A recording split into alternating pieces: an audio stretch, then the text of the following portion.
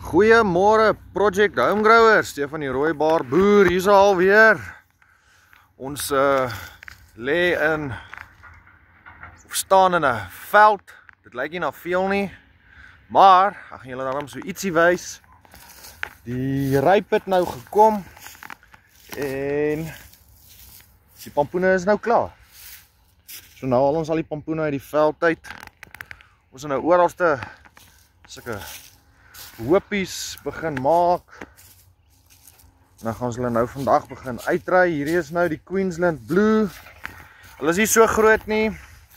Hulle is enige iets tussen 2 kilos en 6 kilos. Maar die oorgrootte meerderheid van hulle is so 3,5 tot 4 kilos. So die van julle wat nou al voorheen gesien het, hierdie veld was eintlik baie onvoorbereid, is rof geploeg, rof geplant.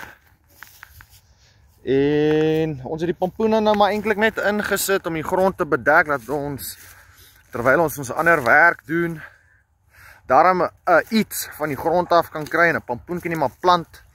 En eintlik tot 'n groot maat maar vergeet en hom oorlos aan homself, en dan sal jy nog steeds iets kry. Dit gaan nou nie die beste kwaliteit wees as jy dit so doen nie, maar ongeag van dit gaan jy 'n produk kry.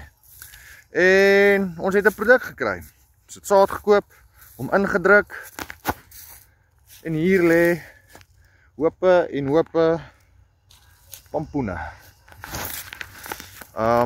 Op die plat wit boerpampoen, glo ek sal seker so 2 ton.